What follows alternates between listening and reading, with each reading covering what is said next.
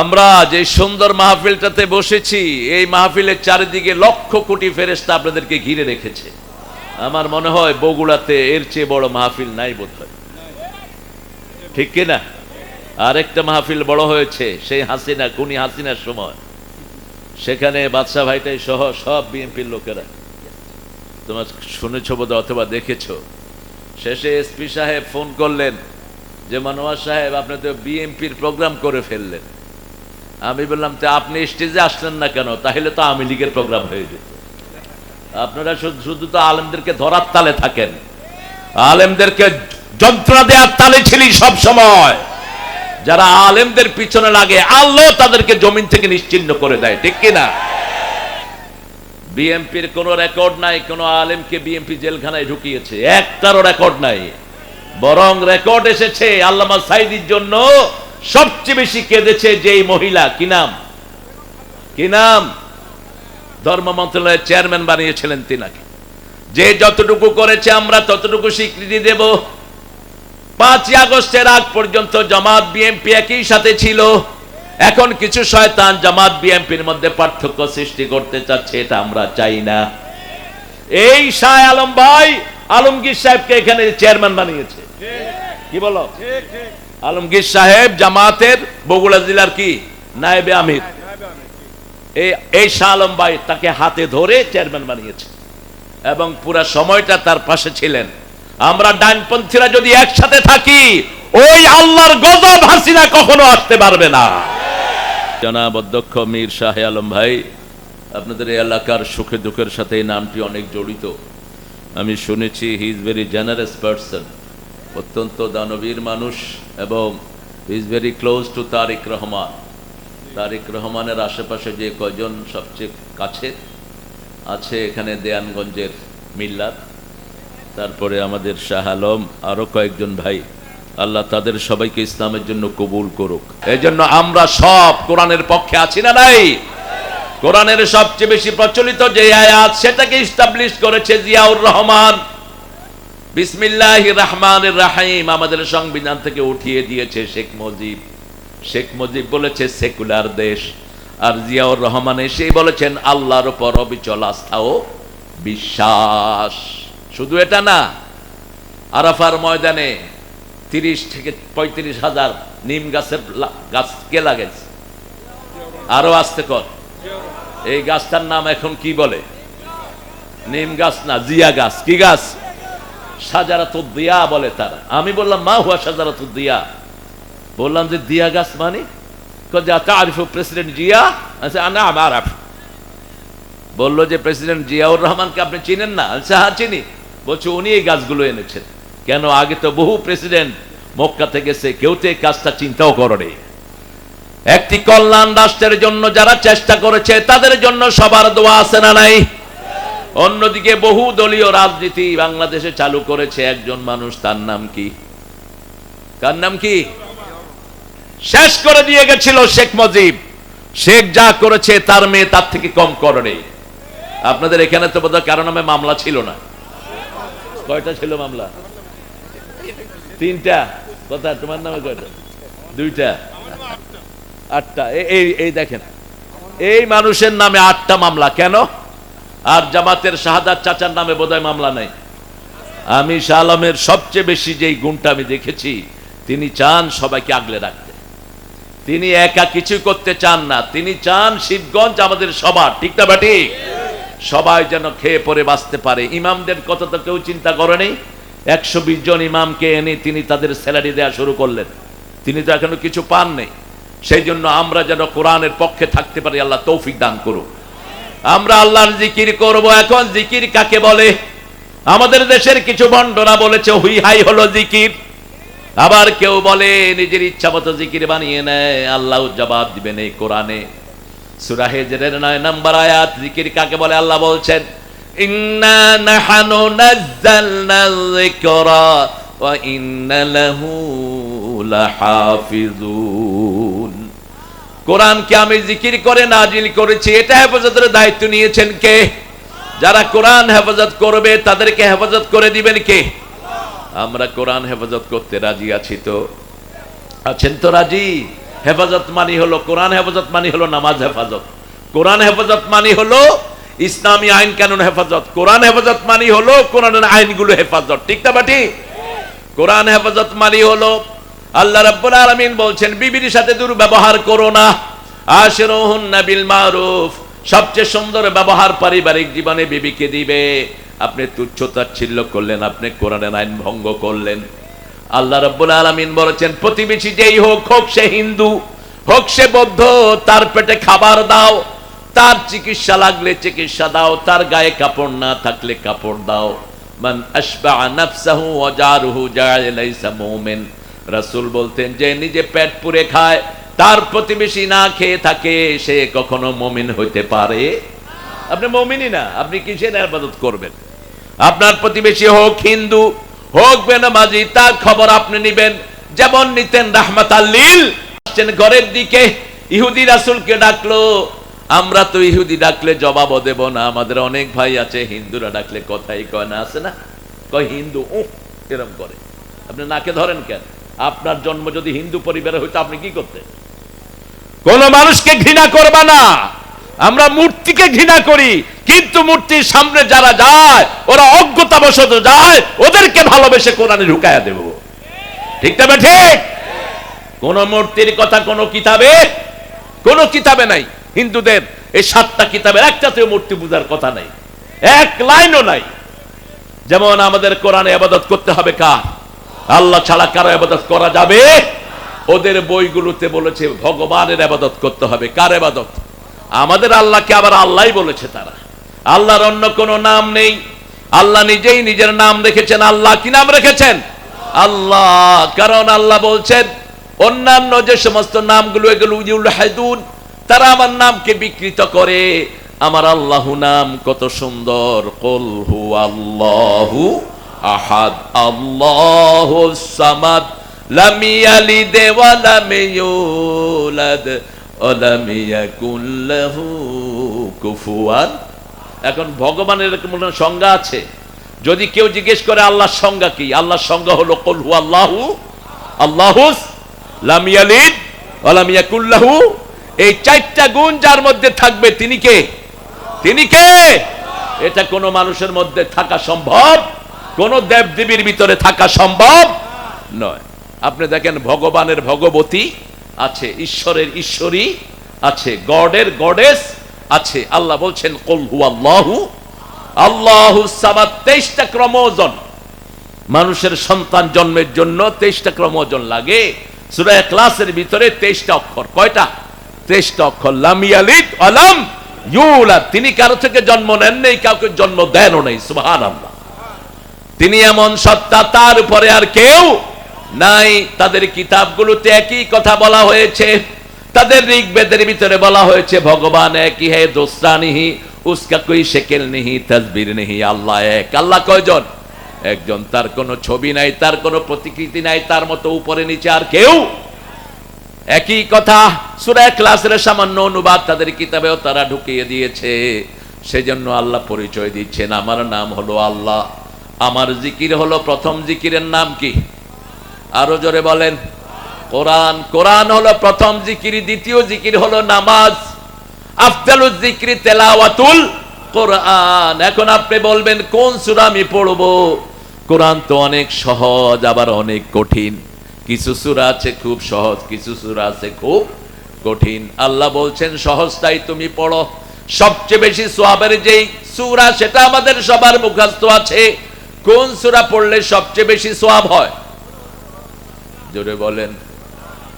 হ্যাঁ, হায় হায়। কোরআনের মা কোন সূরা? মা কোন সূরা? কোন সূরা ছাড়া নামাজ হয় না? তো এত দেরি লাগে কেন সবচেয়ে দামি সূরা চিনতে?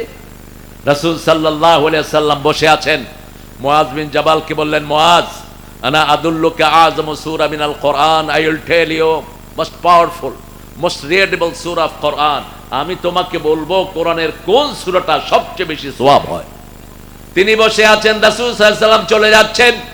মুআজ বিন জাবাল ধরলেন, ইয়া রাসূলুল্লাহ, আপনি বলেছেন আমাকে কোরআনের সর্বশ্রেষ্ঠ সূরা শিখিয়ে দিবেন। রাসূল সাল্লাল্লাহু আলাইহি ওয়াসাল্লাম বলেন হিয়া সাবউম মিনাল মাসানি ওয়াল কুরআনিল আযীম। এটা হলো 7টা আয়াত। কয়টা আয়াত? 7টা আয়াত। আর কোরআনে আযীম আল্লাহ বলছেন ওয়ালাকাদ আতাইনাকা সাবআম মিনাল মাসানি ওয়াল কুরআনাল আযীম।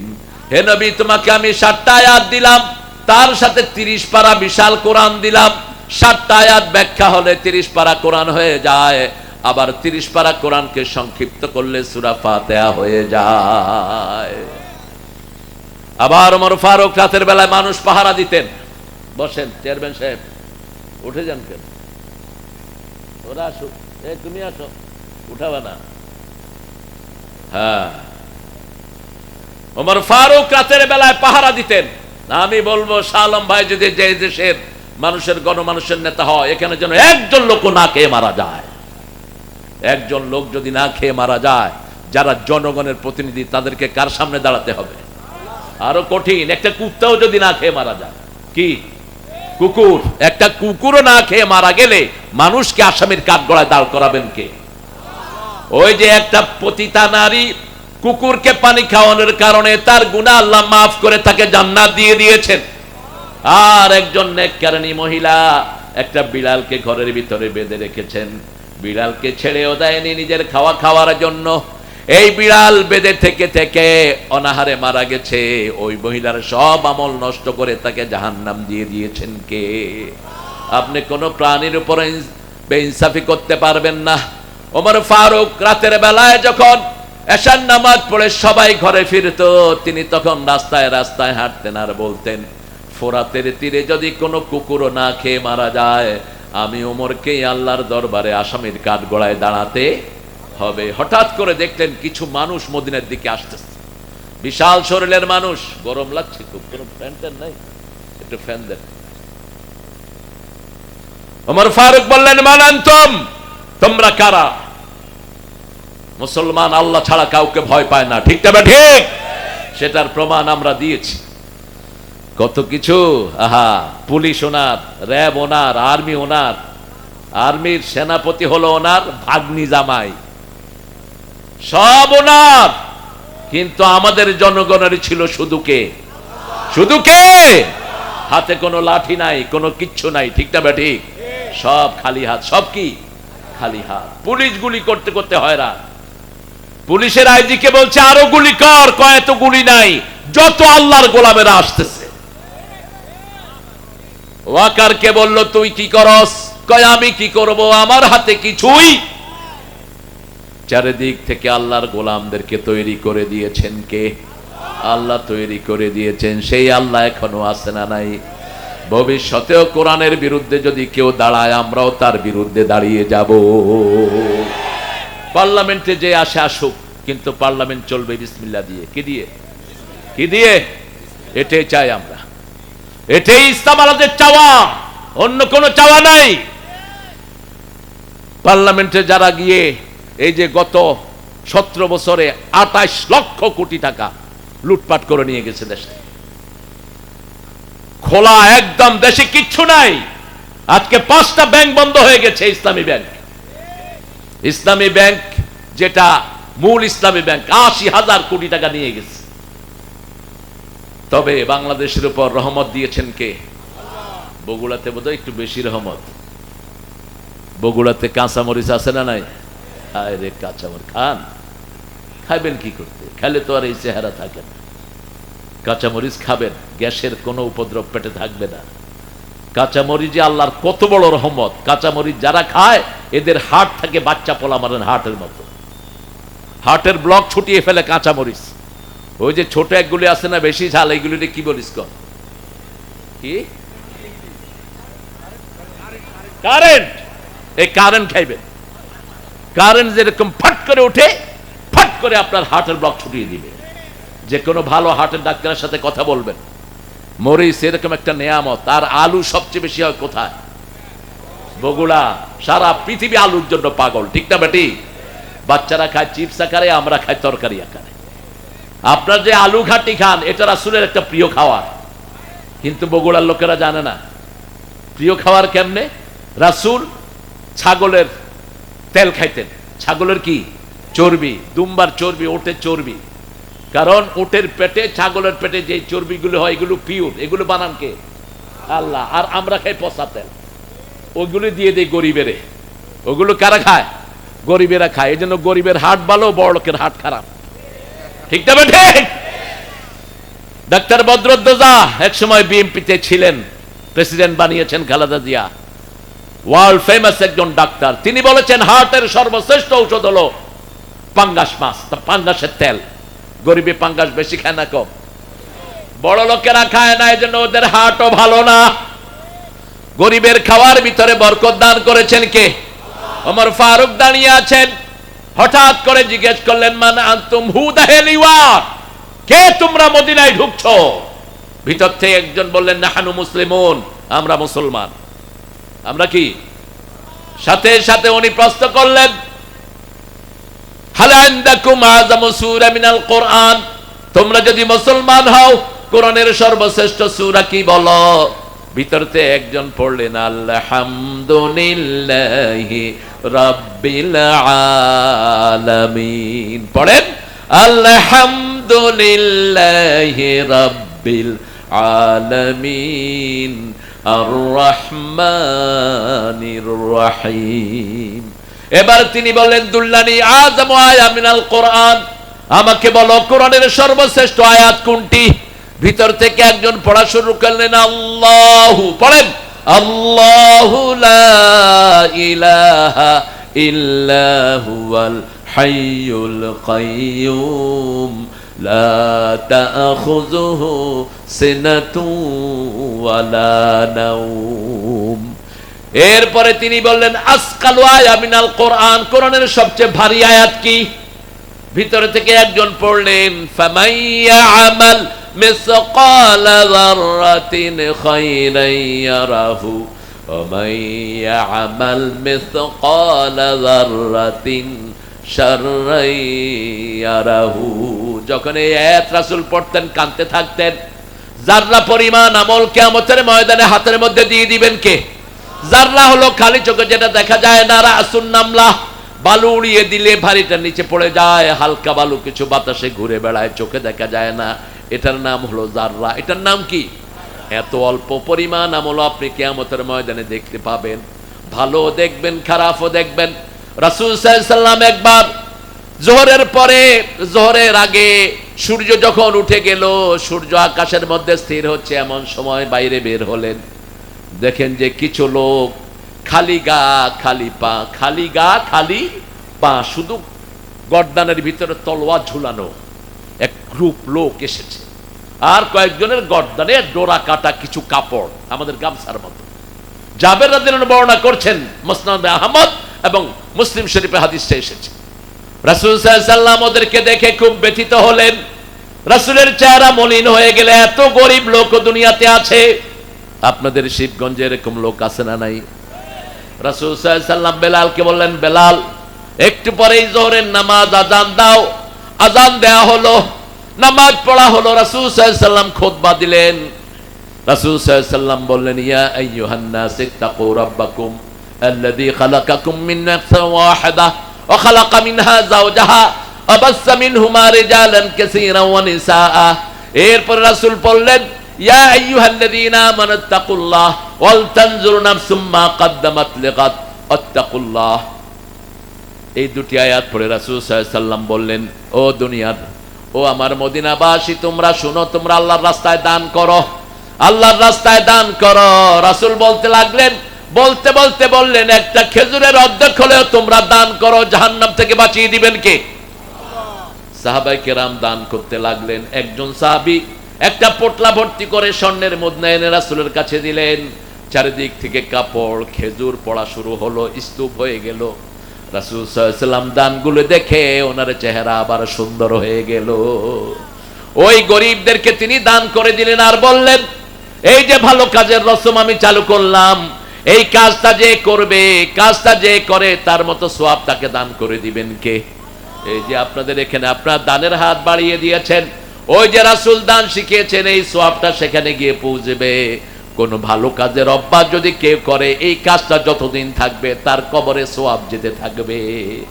আর যদি কোনো খারাপ কিছু আপনি চালু করেন, যেমন আপনি একটা মদের আড্ডা চালু করলেন, আপনি একটা জুয়ার আড্ডা চালু করলেন, গ্রামে তো এখন টাস খেলে পোলাপান, এখন মোবাইলের ভিতরে টাস নাই বোধহয়, হ্যাঁ মোবাইলের ভিতরে তো জুয়া খেলে এমনি এমনি করে, কথা কর না কেন? আর আমাদের ছোট্ট ছোট্ট কি খেলে ছেলেরা, হ্যাঁ তুমিও তো জানো, দেখি তোমার মধ্যে ঝামেলা আছে দেখি, হুজুর মানুষ কয় ফ্রি ফায়ার। বেশি মাহফিল করবেন তাহলে এই ছেলেগুলো আর ফ্রি ফায়ার খেলবে না। সন্ধ্যার পরে 5-6টা একসাথে, এই ডানে ডানে মার মার মার, কি মারে? আসলে তো কাউকে মারে না, ও নিজে মরতেছে, ওর আঙ্গুল শেষ, ওর চোখ শেষ, ওর হাড় শেষ, ওর লিভার শেষ। হসপিটালগুলোতে গিয়ে দেখেন 15, 14, 16, 18 বছরের ছেলে, বেশি না কম। চোখে দেখেন আমরা সব নষ্ট করে ফেলছি। এই ছেলেগুলোর জন্য আপনি কোরআনের ব্যবস্থা করে দেন, এই ছেলেগুলোকে সব বিপদ থেকে হেফাজত করে দিবেন কে? আমরা একটা ভালো জিনিস যদি চালু করতে পারি, এই মাহফিলটা যিনি চালু করে গেছেন তার কবরে সওয়াব আছে না নাই? এবার আল্লাহ বলছেন প্রথম হলো জিকির হলো কোরআন, প্রথম জিকির কি? 2 নম্বরে জিকির হলো নামাজ। সূরা জুমায় আল্লাহ রাব্বুল আলামিন বলছেন 10 নম্বর আয়াতে, ইয়া আইয়ুহাল্লাযীনা আমানু ইযা নুদিয়া লিস-সালাতি মিন ইয়াউমিল জুমআহ ফাসআউ ইলা যিকরিল্লাহি ওয়া দারুল বাই' যালিকুম খায়রুল লাকুম ইন কুনতুম তা'লামুন। আপনারা খুব ঠান্ডা হয়ে গেছেন, আল্লাহু আকবার বলেন। কথা বলবো না, এই কথা বলো না, ফটফট করে শুধু। আল্লাহ রাব্বুল আলামিন বলছেন, হে মুমিনেরা, জুমার দিন যখন আযান দেয়া হয় তোমরা আল্লাহর জিকিরের দিকে যাও। নামাজের শুরু থেকে শেষ পর্যন্ত কার জিকির? শুরু হয় আল্লাহু আকবার দিয়ে, শেষ হয় সালাম দিয়ে, ঠিক না বা ঠিক? আল্লাহ কার নাম? আল্লাহর নাম। সালাম কার নাম? আল্লাহর নাম। আল্লাহর নাম শান্তি না, আল্লাহর নাম কি? সালাম। হিন্দু ভাইরা ওম শান্তি, ওম শান্তি কেউ বমি করে দিলেও শান্তি হবে না। আল্লাহকে আল্লাহর নামেই ডাকতে হবে, আল্লাহকে আল্লাহর নামেই ডাকতে হবে। যেমন আমরা সালাম ফিরিয়ে বলি আল্লাহুম্মা আনতাস ওয়া মিনকাস তাবারাকতা ওয়া তাআলাইকা ইয়া যাল জালালে। যারা এই দোয়াটা পড়ে তাদের জন্য শান্তি বরাদ্দ করে দেয় কে? আবার লাইলাতুল কদরে আমাদেরকে সালাম দিয়েছেন কে? সালামুন হিয়া হাত্তা মাতলাইল। আবার জান্নাতে যখন জান্নাতীরা যাবে, আল্লাহ আমাদের সবাইকে জান্নাত দিয়ে দিয়েন, আমিন বলেন। জান্নাতের চাবি কি? আর জোরে বলেন, নামাজ। এই নামাজ হলো দ্বিতীয় জিকির। নামাজ পড়বেন তো? 5 ওয়াক্ত নামাজ যারা পড়বেন তাদেরকে জান্নাত দিবেন কে? 5 ওয়াক্ত নামাজ যারা ছেড়ে দিবে তাদেরকে জাহান্নাম দিবেন কে? সূরা মুদ্দাসসিরের শেষের দিকে আল্লাহ বলছেন, ইয়াতাসাআলুনা আনিল মুজরিমিন মা সালাকাকুম ফি সাকার ক্বালু লাম নাকু মিনাল মুসাল্লিন ওয়া লাম নাকু নুত'ইমুল মিসকিন কুন্না নাখুদু মা'আল খাইদিন কুন্না নুকাযযিবু বিয়াউমিদ্দিন। জাহান্নামীদেরকে জিজ্ঞেস করা হবে, কেন তোমরা জাহান্নামে আসলা? তারা বলবে, আমরা নামাজি ছিলাম না, আমরা নামাজি ছিলাম না। আবার এমন নামাজি আমাদের দেশে পাওয়া যায়, ফজর পড়ে জোহর পড়ে না, জোহর পড়ে আসর পড়ে না, ঠিক না বেঠিক? রাসূল বলেছেন, 1 ওয়াক্ত নামাজ যে ছেড়ে দেয় তার উপর থেকে আল্লাহর দায়িত্ব ছিন্ন হয়ে যায়। আল্লাহ তাকে ছেড়ে দেন, তার কোনো দায়িত্ব আল্লাহ নেন না। এজন্য আল্লাহর হাবিব বলেছেন, ও মুয়াজ, তোমার জীবন গেলেও তুমি নামাজ ছাড়বা না, 1 ওয়াক্ত ফরজ নামাজ ছেড়ে দেব। আবার বলছেন, তুমি কখনো শিরক করবা না, কোন মূর্তি যেখানে থাকে ওখানে যাবেন না, কারণ যেখানে মূর্তি থাকে ওই জায়গাটা গজবের উপযুক্ত হয়ে থাকে। কিসের উপযুক্ত? বিগত সরকার কিসের সরকার ছিল? জোরে বলেন। মূর্তির সরকার, বিভিন্ন জায়গায় মূর্তি বানিয়েছে, ঠিক না ঠিক? আমাদের ছেলেরা উচিত শিক্ষা দিয়েছে। শেখ মুজিবের বিরাট মূর্তির উপরে উঠে ছেলেরা কি করছে সব জানে, কি করছে। কিন্তু দেখেন ছেলেটা এত জ্ঞানী ছিল, নিচের থেকে এরা ক্যামেরা ধরছে, কিছু উঠাতে পারে না, শুধু উঠছে যে পানি পড়তেছে মূর্তির মুখে। ওই ছেলেটাকে পুরস্কার দেওয়া দরকার। নিজের ইজ্জতকে হেফাজত করে তারপরে এই কাম করেছে। কোনো মূর্তি থাকতে পারবে না বাংলাদেশে। যেখানে মূর্তি থাকে সেখানে আল্লাহর গজব থাকে, যেখানে মূর্তি থাকে সেখানে লানত থাকে। রাসূল বলছেন, ছোট্ট ছোট্ট যে পুতুলগুলো তোমরা ঘরে রাখো, এই প্রত্যেকটা পুতুলের সাথে এক একটা খারাপ জিন ঘরে অবস্থান করে। এই জন্য কোনো পুতুলও ঘরের ভিতরে রাখা জায়েজ নাই। আমরা আজকে থেকে নামাজ আর ছেড়ে দেব না, রাজি আছেন না নাই? একটু হাত তুলে দেখান কারা কারা। বলেন, হে আল্লাহ, হে আল্লাহ, আপনার নামে শপথ করছি জীবনে আর কোনোদিন ফরজ নামাজ, ফরজ রোজা, ফরজ পর্দা ছেড়ে দেব না। আমিন ইয়া রাব্বাল আলামিন। নামাজ বেশি যেই মাসে সওয়াব বেশি, নামাজ বেশি যেই মাসে খাওয়া বেশি। কোন মাস? আরো জোরে বলেন। কোন মাসে ডাক্তাররা রোগী কম পায়? কোন মাসে উকিলরা মক্কেল কম পায়? রমজানে আমরা সবাই শান্তিতে থাকি, ঠিক না ঠিক? রমজানের মতো যদি নামাজ পড়ি সারা বছর আমাদেরকে শান্তিতে রাখবেন কে? আমি চিন্তা করি এত বিপদ গেল দেশের, করোনা, করোনার পরেই ডাকাত, করোনার যতগুলো ট্যাবলেট তারা আনছে, ইনজেকশন যাদের গায়ে দিছে কেউ সুখে নাই এখন। ওগুলো ইনজেকশন ছিল না, ওগুলো ছিল পয়জন। আল্লাহ আমারে বাঁচাইছে, আমি দেইনি একটা। এমন চুলকানি পাইকারি হারে সারা দেশে চুলকানি আছে না নাই? ডাক্তারদেরকে জিজ্ঞেস করলাম, ডাক্তার সাহেব এরকম চুলকানি মহামারী তো আগে কখনো হয়নি, ছেলে বুড়া জোয়ান বৃদ্ধ সব।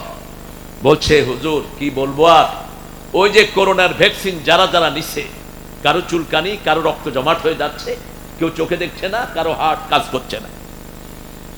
অথচ আমরা যারা নামাজ পড়েছি আমাদেরকে হেফাজত করে দিয়েছেন কে?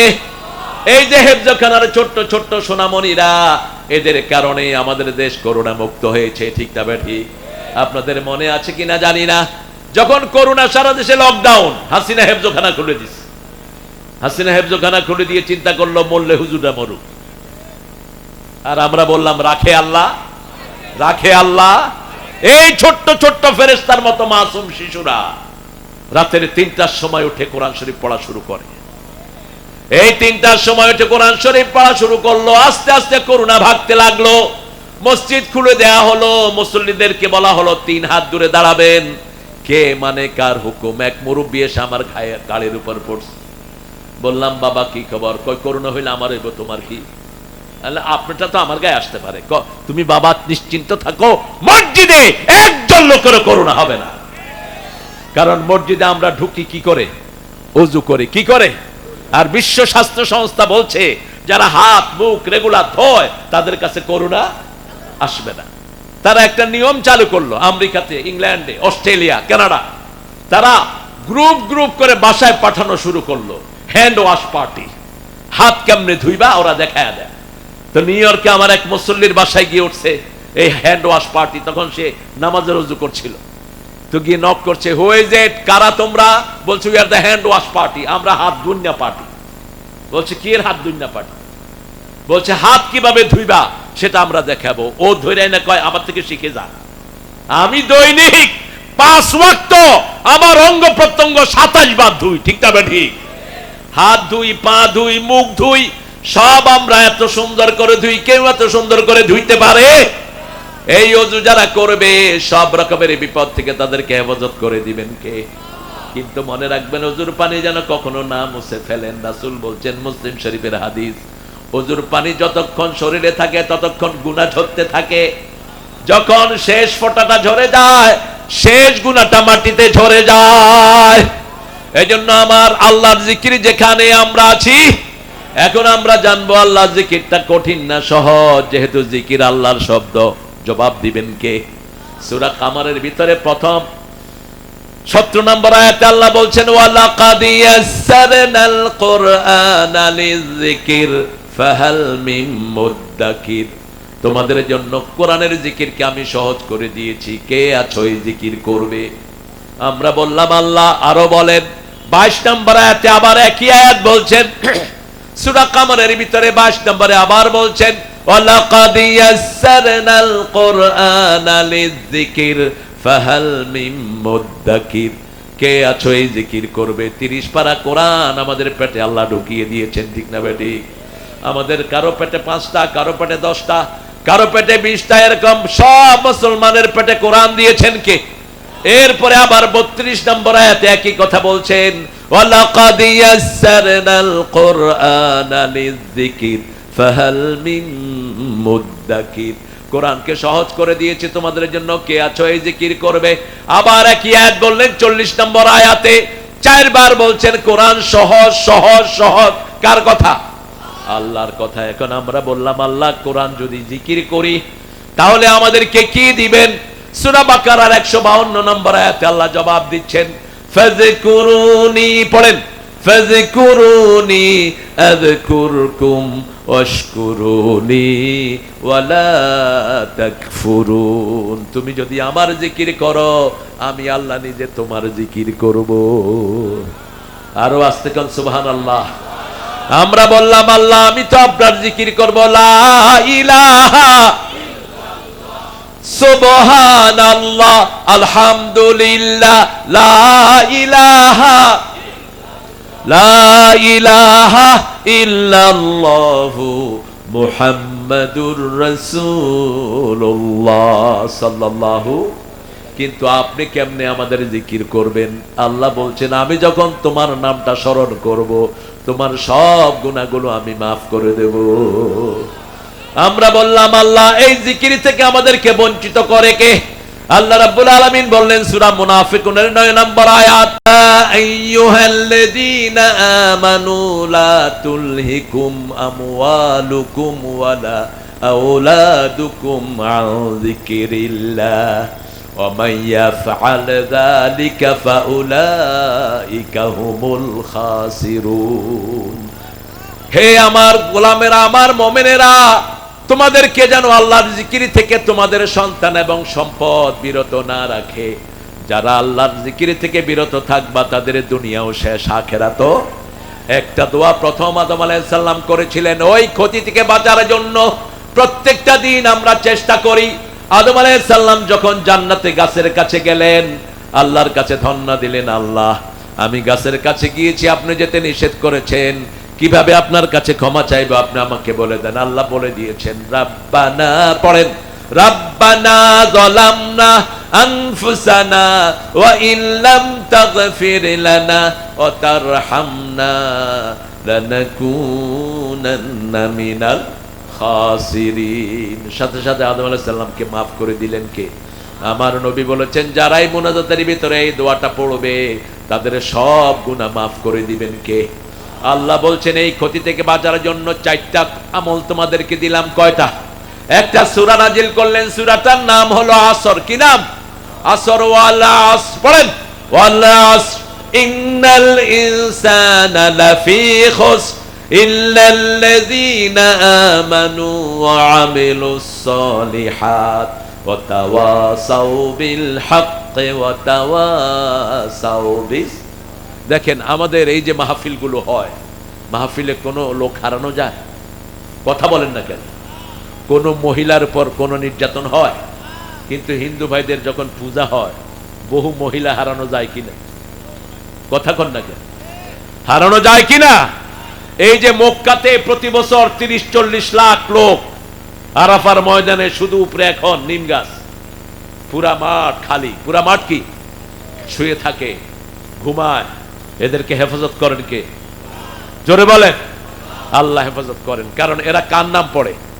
প্রত্যেকের মুখে আল্লাহর নাম। চাঁদের মতো অস্পরি সুন্দরী নারী ঘুমিয়ে আছে, কেউ তাকায় না কারো দিকে। কিয়ামতের ময়দানের কোন আলামত যদি দেখতে চান সৌদি আরব যাবেন, প্রত্যেকে তার চিন্তায় আছে, ঠিক না বা ঠিক? আপনি কাবা ঘরে দাঁড়াবেন, আপনার পাশেই মহিলা দাঁড়ানো, কাবা ঘরে আলাদা করতে পারে না, বেটা বেটি আলাদা করতে পারে না, সব যে যেখানে পারে আল্লাহু আকবার। আপনি নামাজ পড়ে শেষ করছেন, আপনার পাশে কি মানুষ না জিন? আপনার মধ্যে কোনো সেন্সই?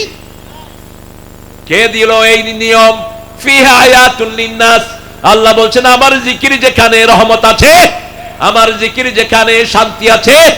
সূরা রাদের 28 নম্বর আয়াতে আল্লাহ বলছেন ইয়া আইয়ুহাল্লাযী ইয়া আল্লাযীনা আমানু তাতমাইন্নু কুলুবুহুম বিযিকরিল্লাহ আলা বিযিকরিল্লাহি তাতমাইন্নুল কুলুব। মুমিনদের অন্তর একমাত্র ঠান্ডা হবে কার জিকিরে? আল্লাহর জিকিরে। প্রথম আল্লাহর জিকির কি? জোরে বলেন, আরো জোরে। কোরআন। কোরআনের যে কোনো সূরা পড়বেন আপনার মনটাকে ঠান্ডা করে দিবেন কে?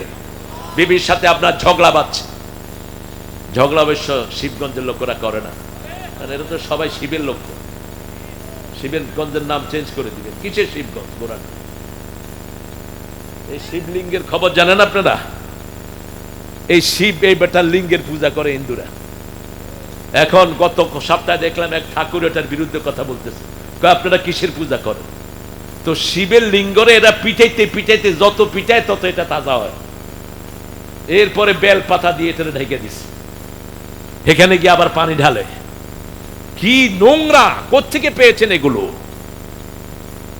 এক ছোট বাচ্চা গেছে মায়ের সাথে মূর্তির মন্দিরে, গিয়ে দেখে জিভটা লম্বা। ওই যে কি একটা মূর্তি আছে না, জিভটা বের করে রাখে। আরে বাবা, কিরকম এক্সপার্ট! কি নাম? তুমি দেখতে গেছো না বাবা? আর যেও না। কালী না কি জানি।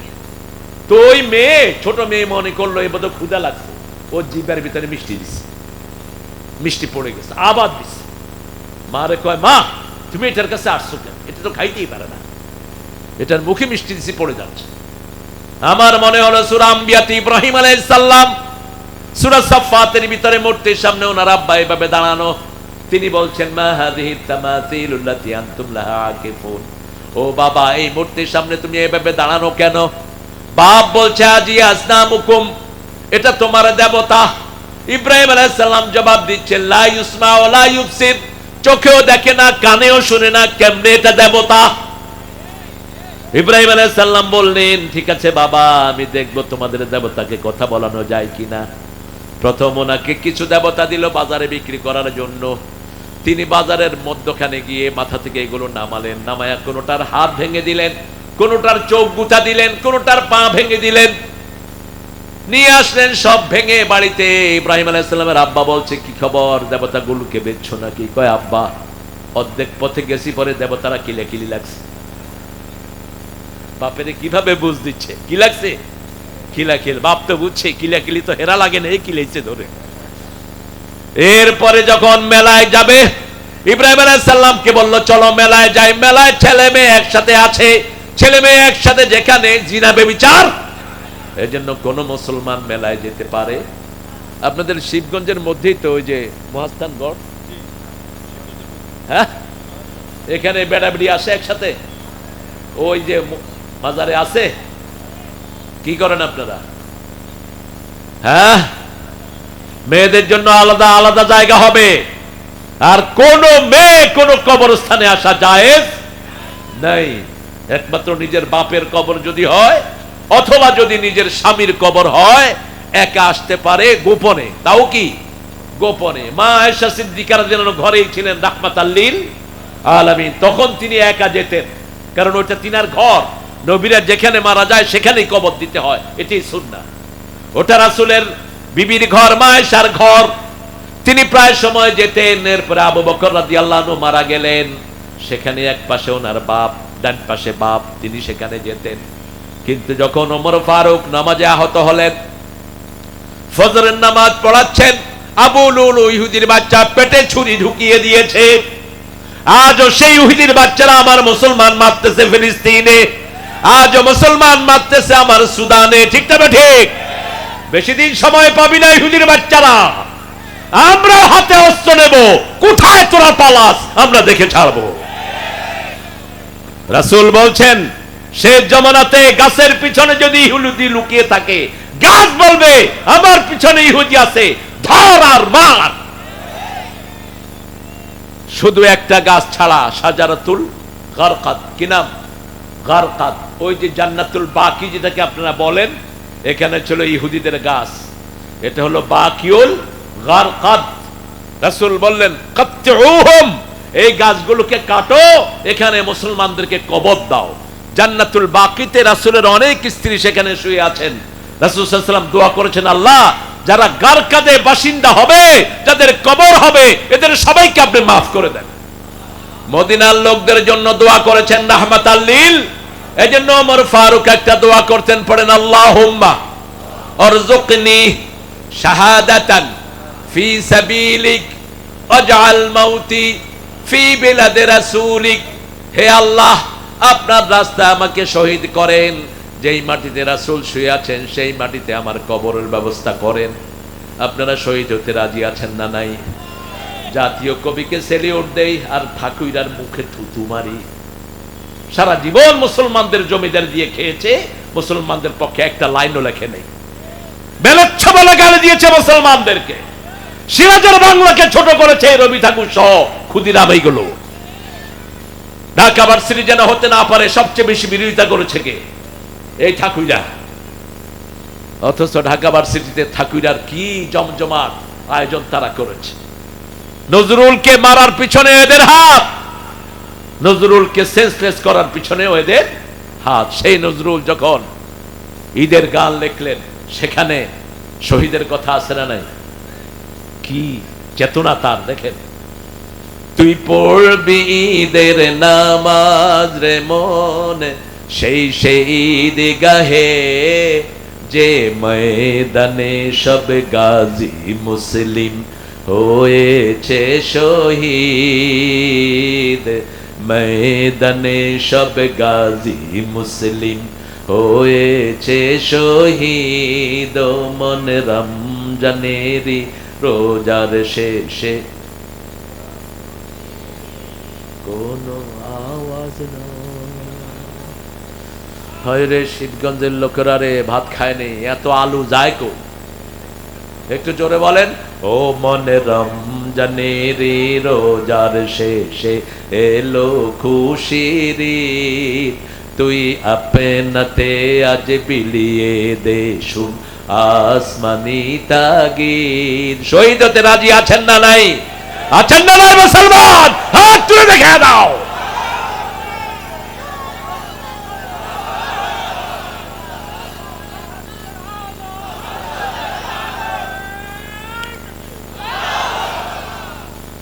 আমাদেরকে মৃত্যুর ভয় দেখাও, আমরা মৃত্যু পায়ের তলায় নিয়ে চলি।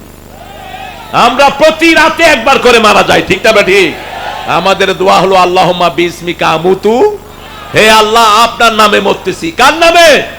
আপনার নামে মরতেছি। আবার যখন উঠি আলহামদুলিল্লাহ আল্লাযী আহইয়ানা বা'দা মা আমাতানা ওয়া ইলাইহিন, সেই আল্লাহর প্রশংসা করি, তিনি আমাদেরকে জীবন দান করেন, ঠিক না ঠিক?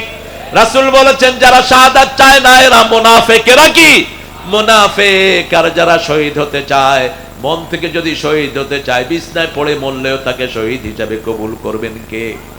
সে আল্লাহ রাব্বুল আলামিন বলছেন, শুনো, তোমাদেরকে জিকির থেকে দূরে সরায় তোমাদের সন্তানরা, তোমাদের সম্পদেরা। এই সম্পদের লোভ আমাদের হৃদয়ে থাকবে না। আমাদের হৃদয়ে থাকবে কার লোভ? আপনি বাজারে দোকান করছেন, কিন্তু যখনই আজান হয় কোথায় যাবেন? মসজিদে যাবেন। তাহলে বোঝা যাবে আপনার ভালোবাসা কার প্রতি বেশি? আল্লাহর প্রতি বেশি। ফজরের সময় শুয়ে আছেন বিছানায়, বিবি আছে, বাচ্চা আছে, যখনই আজান হলো আসসালাতু খায়রুম মিনান নাওম, তখন আর আপনি আর বিছানায় থাকবেন না। রাসূল বসে আলাপ করতেন। রাসূল খুব জোভিয়াল ছিলেন, খুব ফ্রেন্ডলি ছিলেন। তিনি যখন কোনো মানুষের সাথে আলাপ করতেন, খোলা মনে আলাপ করতেন, এবং কোনো মানুষের দিকে টেরায় চাইতেন না, কখন এরকম করে কখনো চাইতেন না, অথবা চোখে এরকম ইশারা কখনো কোনো নবী করেন নাই। নবীদের শানের খেলাফ। রাসূল সাল্লাল্লাহু আলাইহি ওয়াসাল্লাম যখন কারো দিকে তাকাতেন, ফুল বডিতে তাকাতেন। যখন কেউ ওনার সাথে হাত মিলাতো, যতক্ষণ ওই লোকটা হাত ছাড়িয়ে না নিত, রাসূল ছাড়তেন না। যতক্ষণ ওই মানুষ রাসূলের দিকে তাকিয়ে থাকেন, রাসূলও তার দিকে তাকিয়ে থাকতেন। রাহমাতাল লিল আলামিন। মানুষকে ভালোবাসতেন অসম্ভব রকমের। তিনি সাহাবীদের সাথে লেগে লেগে বসে থাকতেন। বাইরে থেকে কেউ এসে বুঝতো না কে আল্লাহর পয়গম্বর। এত লেগে লেগে থাকতেন লোকদের সাথে। আবার নামাজে যখন দাঁড়াতেন, সাহাবীরা এমন লেগে লেগে দাঁড়াতেন, পিছন থেকে কেউ সামনে যাওয়া কোনো সম্ভব ছিল? কিন্তু আমাদের দেশে অবস্থা দেখেন, এখানে একজন, এখানে একজন। শরীরে লাগবি না, এই লাগবি না, তোর গায়ে ময়লা আছে না নাই? অথচ রাসূল বলছেন, যে লেগে দাঁড়ায় আল্লাহ জান্নাতে তার জন্য বাড়ি বানায় দেয়। একটু লেগে দাঁড়াবেন, লেগে দাঁড়ালে সম্পর্ক ভালো না খারাপ? যেমন আমি এখন এই ভাইকে এভাবে ধরলাম, এখন সম্পর্ক ভালো হলো না খারাপ? ভালো হলো, হৃদ্যতা বাড়লো, ঠিক না বা ঠিক?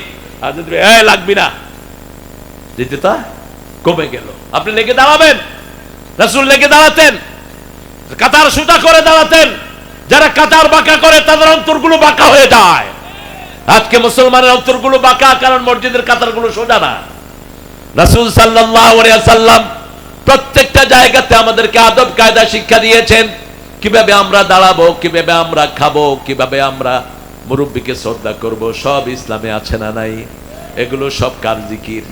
আল্লাহর জিকির। রাসূল যখন কথা বলতেন সবার সাথে, কারো আনন্দে তিনি হাসতেন, আবার কারো দুঃখে তিনি কাঁদতেন। একদিন দেখেন যে মক্কা শরীফের সামনে, কাবাগরের সামনে এক লোক রাসূলকে নকল করতেছে, অর্থাৎ রাসূল কিভাবে হাঁটেন সাল্লাল্লাহু আলাইহি ওয়াসাল্লাম, কিভাবে কথা বলেন, এগুলো সে কপি করতেছে। এরকম আমাদের দেশেও আছে না নাই? কিছু লোক মানুষকে কপি করে। তো রাসূল সাল্লাল্লাহু আলাইহি ওয়াসাল্লাম মুখ ঢেকে সেখানে দাঁড়িয়ে আছেন, দাঁড়িয়ে সব কাফেররা মজা নিচ্ছে, রাসূলকে কপি করছে। কারণ পৃথিবীতে রাসূলের চেয়ে পরিচিত শ্রেষ্ঠ আর কেউ হতে পারে? সবাই খুব মজা নিচ্ছে। এরপরে রাসূল সাল্লাল্লাহু আলাইহি ওয়াসাল্লাম বললেন, আচ্ছা অনেক তো দেখালা, কিন্তু মুহাম্মদ যেটা বলে সেটা বলো না কেন? মুহাম্মদ যেটা বলে সেটা বলো। লোকটা তাকিয়ে দেখে যে রাসূল দাঁড়ানো সাল্লাল্লাহু, চোখ দেখে চিনে ফেললেন, লজ্জিত হয়ে গেলেন। গোপনে এসে রাসূলের কাছে মাপ চাইলেন আর বললেন, ইয়া রাসূলুল্লাহ, আপনি মনে কষ্ট নিয়েন না, ওখানে আমি দেখাইছিলাম, এখন আপনার সাথে আমি পড়ছি লা ইলাহা ইল্লাল্লাহু মুহাম্মাদুর রাসূলুল্লাহ সাল্লাল্লাহু। মানুষকে ভালোবাসবেন, তাহলে আপনাকে ভালোবাসবেন কে? কিন্তু মানুষের ভালোবাসা যেন আল্লাহর চেয়ে বেশি না হয়। আপনার সন্তানকে আপনি ভালোবাসবেন, সম্পদকে ভালোবাসবেন। পাঁচটা জিনিসের ভালোবাসা আল্লাহ মানুষের মনে দিয়েছেন। কে দিয়েছেন? সূরা আল ইমরানে আল্লাহ বলছেন, যুয়্যিনা লিন-নাসি হুব্বুশ শাওয়াতি মিনান নিসা ওয়াল বানিন ওয়াল কানাতিরিল মুকান্তারাতি মিনাদ যাহাবি ওয়াল ফিদ্দাহ ওয়াল খাইলিল মুসাওয়ামাহ ওয়াল আ'নামি ওয়াল হাবস যালিকা মাতাউল হায়াতিদ দুনিয়া ওয়াল্লাহু ইনদাহু হুসনুল মাআব। আল্লাহ বলছেন, মানুষকে আমি পাঁচটা জিনিস ভালোবাসার দিয়েছি। বিবির ভালোবাসা আছে না নাই? কথা কন না কেন? আবার বিবির পরকীয় আছে না নাই? হায় হায় রে, পরকীয়া থেকে আমাদের দেশে বাঁচে খুব কম মানুষ। কেন জানেন? আপনি বিয়ে করে চলে যান বিদেশে, নিষেধ, 4 মাসের বেশি আপনি বিবি থেকে আলাদা থাকতে পারবেন না। সূরা বাকারার 226 নম্বর আয়াত, ইয়ালুনা তারাব্বুসু আরবাতা আশহুর, 4 মাসের বেশি আপনি বিবিকে দূরে রাখতে পারবেন না। আপনি আপনার বিবিকে বিয়ে করেই আপনার বিবির সাথে থাকেন, এটা মানুষের বংশধারা বৃদ্ধির জন্য একটা পদ্ধতি, ঠিক না? ঠিক। মেয়েরা যতদিন সন্তান নিতে পারে ততদিন তার রূপ যৌবন থাকে, আর ছেলেরা যতদিন রিপ্রোডিউস করতে পারে ততদিন তার যৌবন থাকে। যখন বৃদ্ধ হয়ে যায় তার যৌবন শেষ, তার সৌন্দর্য শেষ, ঠিক না? ঠিক। এই আকর্ষণটা আল্লাহ দিয়েছেন, এটাকে সৎভাবে কাজে লাগান। রাসূল সাল্লাল্লাহু আলাইহি ওয়াসাল্লামের কাছে একজন লোক এসে বলছে, ইয়া রাসূলুল্লাহ, আমি জিনা করব, অনুমতি দেন। কি করবে? জোরে বলেন।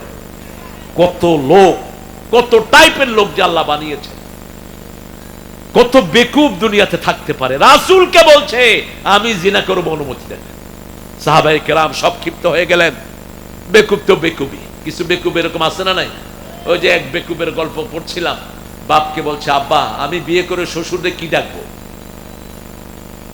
তো আব্বা বলছে, শ্বশুরকে শ্বশুর আব্বা ডাকবা, আমাদের দেশে যা ডাকে শ্বশুর আব্বা ডাকবা। কি বলবো? বলবো আপনি কেমন আছেন, আব্বা আপনার শরীর কেমন? বেকুব তো বেকুবই। শ্বশুর বাড়িতে গেছে, শ্বশুর আব্বা আপনি কেমন আছেন? ভালো আছি। শ্বশুর আব্বা, হ্যাঁ বলো বাবা। কয় আপনি বিয়ে করছেন? শ্বশুর আব্বা কয়, বাবা আমি বিয়ে না করলে তুমি আসলা কেমন জামাই হয়ে? এরকম বেকুব আছে না নাই? রাসূলকে বলছে আমি জিনা করব, অনুমতি দেন। একটু রাগ করলেন না, আস্তে চুপ করে বসে আছেন রাহমাতাল লিল। একবার বললেন, দুইবার বললেন, তিনবার বললেন। এবার রাসূল আস্তে করে বলছেন, বাবা তোমার বউ যদি এই জিনা করে তাকে রাখবা নাকি? কয় না, রাখুম না। তোমার মা যদি করে, কয় মাই ডাকুম না। বোন যদি করে, বোনকে ঘরে রাখবো না। খালা যদি করে, খালাকে আসতে দেব না। এবার পৃথিবীর দুনিয়া আখিরাতের সর্বশ্রেষ্ঠ ডাক্তার তিনি বলছেন রাহমাতাল লিল আলামিন, সারা পৃথিবীতে এর চেয়ে বড় জ্ঞানী আর কেউ হতে পারে না। রাসূল বলছেন, তুমি যেটা নিজের জন্য পছন্দ করো না, সেটা কেমনে আরেকজনের জন্য পছন্দ করলে? তোমার মায়ের জন্য পছন্দ করলা না, তোমার বিবি তোমার মেয়ের জন্য পছন্দ করলা না, সেটা কেমনে নিজের জন্য পছন্দ করলে? লোকটা নিজের ভুল বুঝতে পারলেন, কেঁদে ফেললেন, আর বলেন, ইয়া রাসূলুল্লাহ, জীবনে আমি এই বাজে ধারণা মাথার ভিতরে আনবো? আপনারা যারা অন্য বিবির ইজ্জত লুণ্ঠন করতে যান, আপনাদের মাথায় একটু চিন্তা রাখবেন, আমার মেয়ের ইজ্জত যদি কেউ লুণ্ঠন করে, আমি কিভাবে তাকে সামলাবো? একটু যদি এই হাদিসটা আমরা মাথায় রাখি, আমাদের চরিত্র ভালো হয়ে যাবে। ঠিক না ঠিক? এজন্য আল্লাহ বলছেন, ইয়া আইয়ুহাল্লাযীনা আমানু লা তুলহিকুম আমওয়ালুকুম ওয়ালা আওলাদুকুম আন যিকরিল্লাহ। হে মুমিনেরা, তোমাদের বিবি, তোমাদের সম্পদ, তোমাদের সন্তান সন্ততি যেন তোমাদেরকে আল্লাহর জিকির থেকে দূরে না সরায়। কিভাবে দূরে সরায়? বাবা চাকরি করছে, 20,000 টাকা বেতন, ছেলে মোবাইলের বায়না ধরছে, 30,000 টাকার মোবাইল। ঠিক না ঠিক? এখন বাপ চিন্তা করলো, ঘুষ খাওয়া ছাড়া আমার আর উপায়? ঘুষ করতে হবে, শিবগঞ্জে নাই।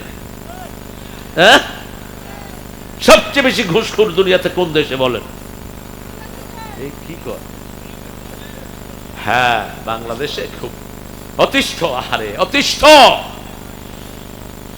ঘুষ যারা খেয়েছো, একটারও ঘরে শান্তি নাই, গিয়ে খবর নেন। আর যারা অল্প বেতনে চাকরি করে, কষ্টের পরেও তাদের ঘরে শান্তি দিয়েছেন কে? আপনাদের বগুড়ার আমার এক ক্লাসমেট ছিল, ঢাকা ভার্সিটিতে আমার সাথে পড়তো, মানিক নামে। আমি মাইনকে কয়ে ডাকতাম। মানিক এক পুলিশ কনস্টেবলের ছেলে। ওরা 5 ভাই 3 বোন। পুলিশের সামান্য পুলিশের একজন কনস্টেবল ছিল তার আব্বা। এই কনস্টেবল থেকে 5 ওয়াক্ত নামাজ পড়ে এই বেতনে 8টা ভাই বোনকে ভার্সিটিতে পাঠিয়েছে। আমি বললাম, কেমনে কি করলি? কয় যে ক্লাস 5 এর পরেই আমরা প্রাইভেট পড়ানো শুরু করছি। আব্বা নামাজ পড়তেন, আর যে টাকাটা পাইতেন আলু আর চাউল কিনে দিতেন। বাস, আমরা প্রাইভেট পড়ায়া আর আল্লাহর কাছে ধন্যা দিতেন। এভাবে সে পরে সরকারি চাকরিও পেয়েছে। এ মানিক, যে হালাল যেখানে আছে সেখানে বরকত আছে না নাই? একজন ইমাম সাহেব 7-8 হাজার টাকা বেতন পায়। আপনি দেখবেন ইমাম সাহেবের একটা ছেলে হাফেজ, একটা ছেলে ম্যাজিস্ট্রেট, আছে না নাই? একটা ছেলে বড় চাকরি পেয়েছে, কষ্ট যে করে তাকে কেষ্ট দেন কে? আল্লাহ দেয়। আর যারা হারামখোর, তাদের একটা ছেলেও বড় হয় না। কোনটা গাঁজাখোর, কোনটা মদখোর। ঠিক না ঠিক? ওই হাসিনার পোলা মানুষ মেরে ফেলেছে মদ খায়া, গাড়ি চালায়া গুলশানের ভিতরে, আর সেই মামলা ঢাকা দিয়েছে খালেদা জিয়া। আপনারা তো ইন্টারনেটে খবর রাখেন না? খালেদা জিয়া যখন 2001 সালে ক্ষমতায় আসলেন, এই হাসিনা গিয়ে হাজির।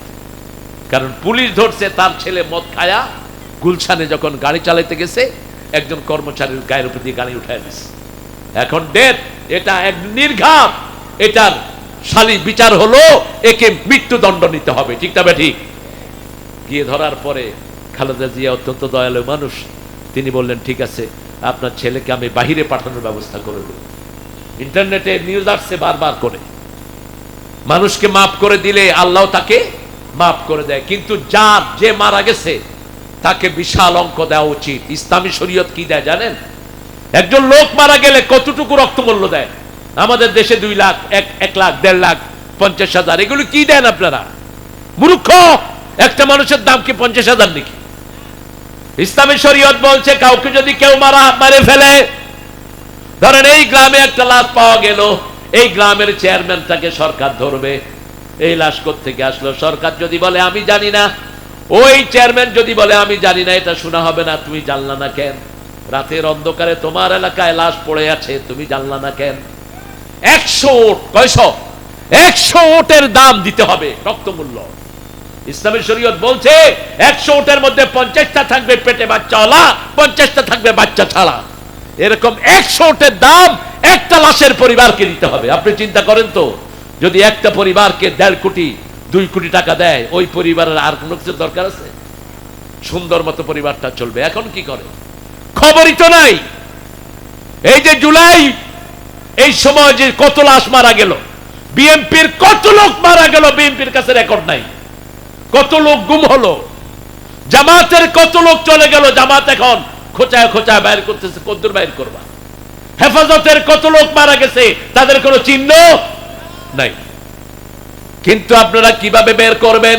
এই প্রত্যেকটা যারা মারা গেছে এদের পরিবারকে মিনিমাম 1 কোটি 1.5 কোটি করে দিলে কিছুটা রক্ত মূল্য হয়। ইসলাম কত সুন্দর!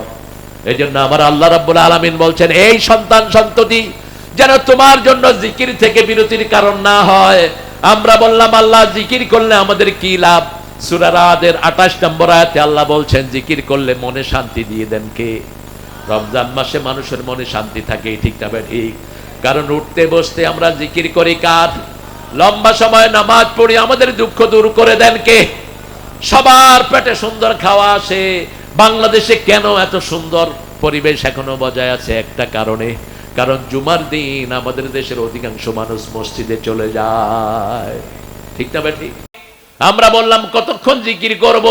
সূরা আহজাবের 41 নম্বর আয়াতে আল্লাহ বলছেন, ইয়া আইয়ুহাল্লাযীনা আমানু যিকুরুল্লাহা যিকরান কাসীরা ওয়া সাব্বিহুহু বুকরাতাও ওয়া আসীলা।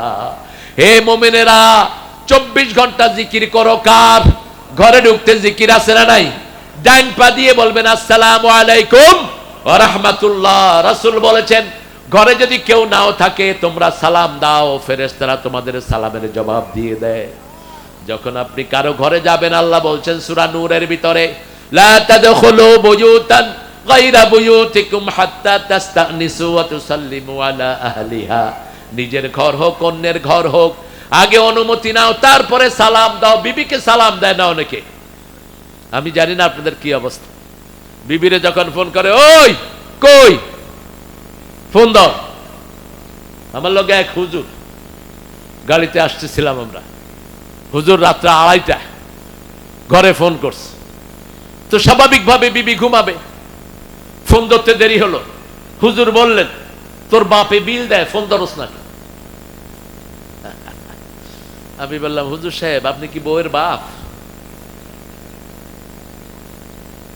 তোর মতো মূর্খের ওয়াজ শুনবে কে? রাসূল বলছেন যে বিবিদের কাছে ভালো সে আল্লাহর কাছে ভালো। খেয়ারুকুম খেয়ারুকুম ইলা নিসাইকুম, তোমাদের মধ্যে সবচেয়ে ভালো ওই লোক যে তার বউয়ের কাছে ভালো, সে আল্লাহর কাছেও ভালো। কারণ আপনি কোথায় গিয়ে কি করেন সব রেকর্ড কার কাছে? বউয়ের কাছে আছে। বউ দেখলেই বুঝে স্বামী কোথায়। যেমন অনেক স্বামী আছে এই মাহফিল থেকে গিয়ে বলবেন, এই মাহফিলে আল্লাহর ওলি হয়ে আসছি, গিয়ে সালাম দিবেন, বউ বলবে তুই যে কত বড় বাঁদর, তোরে কেউ না ছিল আমি চিনি। এই জন্য বহু নেতা আছে রাতে গিয়ে বউয়ের কি ধরে? পা ধরে। ওই যে একটা কমিক দেখছিলাম ইত্তেফাকে, এক নেতা সাহেব স্টেজে উঠছে বক্তৃতা দিতে, বউ বৈশা রয়েছে এক কোনায়। বউ নেতা সাহেবের কয়, এই তুমি তো স্টেজে যাও না, তুমি বেডে দেখতে যাও। তার মানে কয় তুমি স্টেজ থেকে এক বেডের দিকে 17 বার দেখছো। তো যেখানে পর্দা নাই সেখানে সন্দেহ আছে না নাই? দেখেন এখানে পর্দার ব্যবস্থা আছে না নাই? আমার মায়েরা আছে এক জায়গায়, আমরা আছি এক জায়গায়। মায়েরা যখন আলাদা পর্দায় থাকে, মায়েরাও হেফাজতে থাকে, ছেলেরাও। মোম আর আগুন যদি একসাথে থাকে মোম তো গলবেই, ঠিক না ঠিক? এজন্য পর্দার ব্যবস্থা করে দিয়েছেন কে? আমার আল্লাহ রাব্বুল আলামিন বলেছেন, মেয়েরা তোমাদের সৌন্দর্য তোমরা প্রকাশিত করো না। তোমার সৌন্দর্য যদি চুল হয় ঢেকে রাখো, তোমার সৌন্দর্য যদি পায়ের পাতা হয় ঢেকে রাখো। মেয়েদের মাথা থেকে পায়ের তালু পর্যন্ত হলো সতর। সবটা কি? ওদের গলাও সতর। এই জন্য ক্লাস 5 এর মেয়েকে, 5 বছরের মেয়েকে কারো কাছে, কোন ছেলের কাছে প্রাইভেট পড়াবেন না। বহু প্রতিষ্ঠান মেয়েদের শ্লীলতাহানির কাজে ব্যস্ত, বেধড়ক পিটায়। আজকে দেখলাম এক স্কুলের টিচার একটা মেয়ের মাথাকে ঢুয়া মারতেছে ওয়ালের উপর। কোথায় সমস্ত চালাল টিচার গুলো? ঠাকুরগাঁয়ের এক মহিলা এনজিও টিচার কামড়িয়ে এক ছেলের হাতের গোস্ত উঠায় নিয়ে গেছে। কি বর্বর! এরপরে এমন পিটান পিটায় ছোট বাচ্চাদেরকে, বাচ্চারা অজ্ঞান হয়ে যায়। আপনাদের এখানে শিবগঞ্জে নাই? আমি বলবো, আমার পাশে আছে বড় দলের, বাংলাদেশের সবচেয়ে বড় দলের এখানে প্রতিনিধি। প্রতিষ্ঠানগুলোতে খবর নেবেন, মসজিদগুলোতে, ফরকানিয়া মাদ্রাসায় খবর নেবেন। প্রাইমারি স্কুলে যদি কোন টিচার এরকম বাচ্চা পিটায়, ওরে পিটায়া জেলখানায় ঢুকায় দাও। যখন কোন বাচ্চাকে মারা হয়, বাচ্চার গুণগুলো লোপ পেয়ে যায়। আপনারা জানেন আমেরিকাতে এখন সবচেয়ে বড় অঙ্কের যে ছাত্র, ওটা হলো বাংলাদেশি একটা ছোট্ট ছেলে, মাত্র 9 থেকে 10 বছর বয়স তার, অঙ্কে সারা আমেরিকাতে ফার্স্ট। বাংলাদেশের ছেলেদের মতো ট্যালেন্ট ছেলে দুনিয়াতে খুব কম পাওয়া যায়, ঠিক না ঠিক? আমাদের দেশে সবচেয়ে জ্ঞানী পোলাপান লুকিয়ে আছে, কিন্তু প্রতিষ্ঠানে যখন পিটায় তখন এই গুণগুলো কি হয়ে যায়। আমি আমার 2 বাচ্চাকে হাফেজ বানাতে 3 বাচ্চাকে 13টা প্রতিষ্ঠান আমি চেঞ্জ করেছি, 13টা, তারপরেও মারামারি বন্ধ হয়নি। কয় হুজুর মারি না, আল্লাহর কসম মারি না। সিসিটিভি খুলে দেখি যে হায় রে পিটা, এমন পিটান পিটাচ্ছে, আমি পিটাচ্ছে কে? কয় কে পিটাচ্ছে দেখি। ওই ছাগল, তোর চেহারা না দেখা যায়, তুই দেখোস না কে পিটাচ্ছে, তুই পিটালি কেন এই ছেলেকে? কারণ কি জানেন? এদের কোনো টিচার ট্রেনিং নেই, কোনো টিচার ট্রেনিং নেই। রাসূল আনাস রাদিয়াল্লাহু আনহুকে বলছেন, আনাস আমার জন্য এই জিনিসটা নিয়ে আস। ছোট্ট মানুষ বাহিরে গেলেই খেলার তালে পড়ে যায়। আনাস রাদিয়াল্লাহু আনহু মাঠে খেলা শুরু করলেন। আধা ঘন্টা পরে রাসূল বেরিয়ে দেখে আনাস খেলছে। আমরা হলে তো বলতাম ওই আনাইচ্ছা, ঠিক না বা ঠিক? কিছুই বলেন নাই রাসূল, মাঠের কোনায় দাঁড়ানো। আনাস রাদিয়াল্লাহু আনহু দেখে বলছেন, আহারে আমাকে কত আগে একটা জিনিস নিয়ে যেতে বলেছে, আমি ভুলে গেলাম। আস্তে করে রাসূলের পেটের কাছে এসে দাঁড়ালেন আনাস রাদিয়াল্লাহু আনহু, মাথায় হাত বুলিয়ে বলছে, আনাস তোমাকে যে এই কাজের কথা বলেছি সেটা আমি নিজেই করে নিয়েছি, তুমি তোমার খেলা শেষ করো। আনাস বলছেন, রাসূলের ওই মুচকি হাসির শাসন আমি জীবনে ভুলে যাই নাই। এই আনাসের জন্য দোয়া করেছেন রাহমাতাল লিল আলামিন, আনাসের সম্পদের জন্য, ছেলের জন্য দোয়া করেছেন।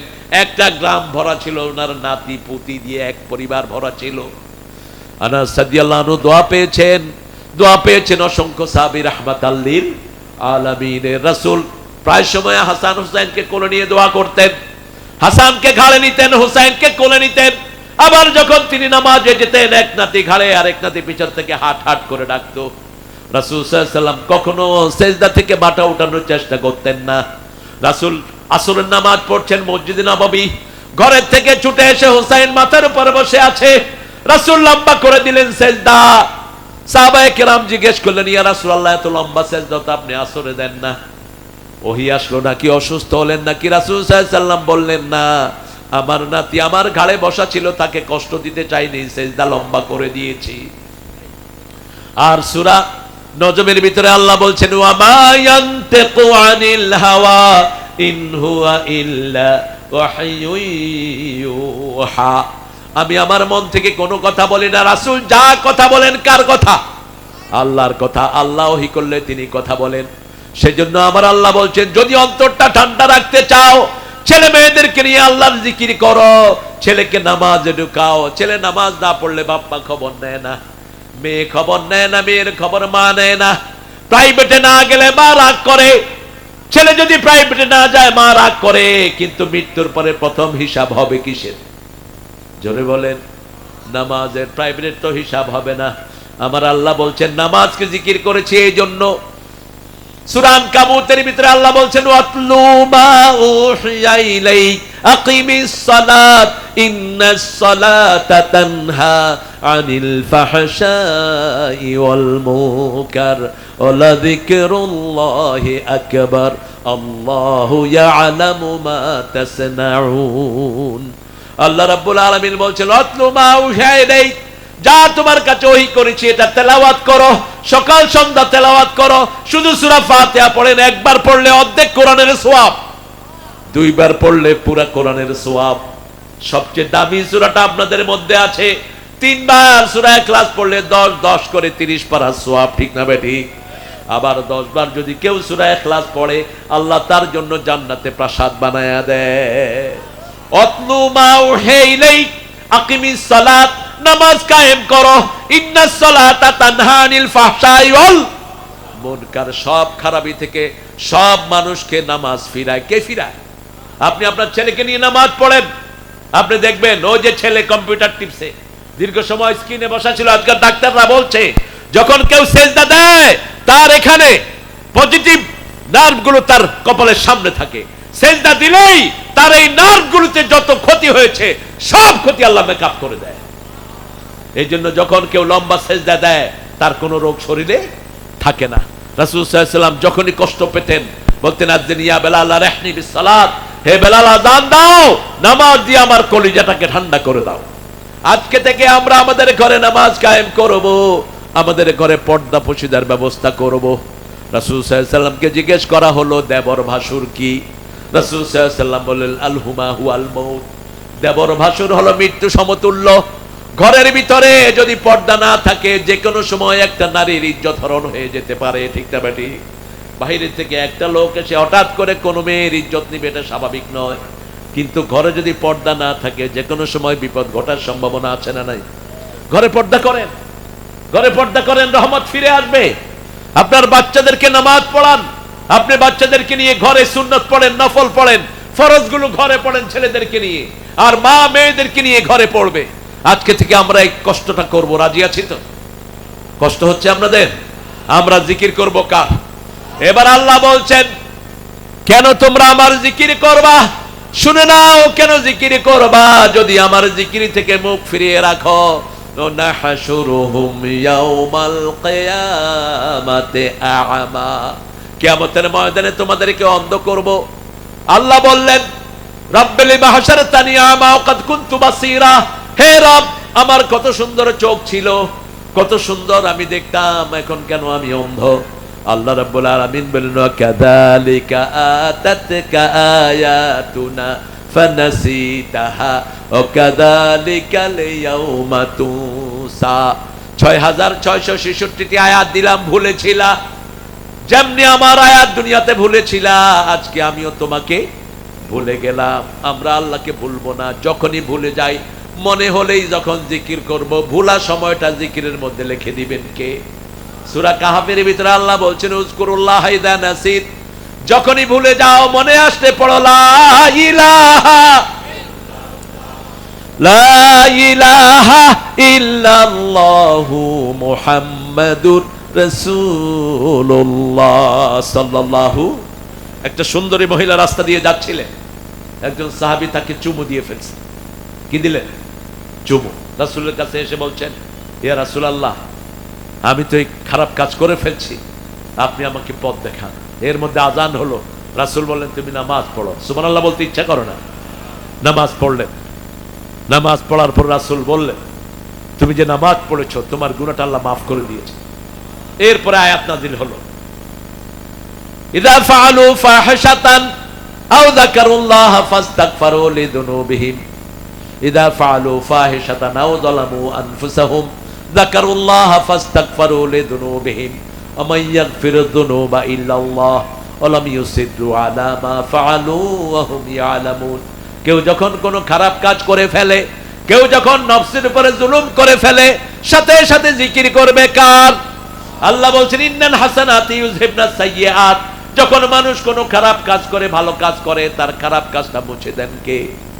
যখন মানুষ একটা খারাপ কাজ করে, আল্লাহ বলেন তার খারাপটা লিখিস না, লিখিস না, তার খারাপটা বড় আদর করে। এই গোলামকে আমি জান্নাতের জন্য বানিয়েছি, ছিলাম আমরা জান্নাতে, আবার যাব কোথায়?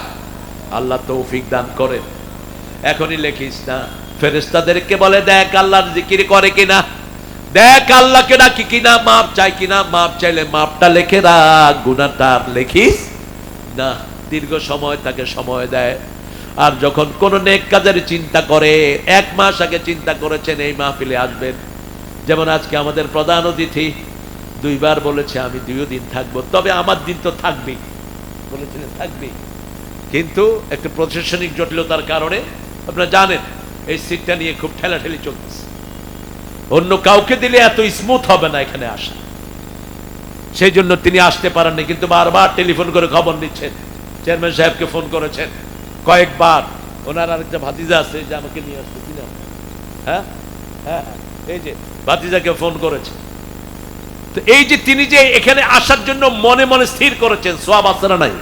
আরে কথা বল না কেন? মুসলিম শরীফের হাদিস মান হাম্মা বিল হাসানা ফালাহু হাসানা, কেউ যখন কোন সওয়াবের নিয়ত করে আল্লাহ সাথে সাথে তার জন্য সওয়াব লিখতে থাকে। আপনি নিয়ত করলেন এই শিবগঞ্জের সব মানুষকে খাওয়াবেন, কিন্তু পকেটে পয়সা নাই, সব মানুষের খাওয়ার সওয়াব আপনার আমলনামায় লিখে দিবেন কে? আপনি নিয়ত করলেন আমার কাছে যদি টাকা আসে সব মানুষের সিনেমা দেখাবো, তাহলে গুনাহটা লিখে দিবেন কে? কিন্তু আল্লাহ সময় নিবেন, হঠাৎ করে দেখবেন না। আল্লাহ ফেরেশতাকে বলবেন দেখো না, দেখো আমার বান্দা কোনো ভালো কাজ করে কিনা।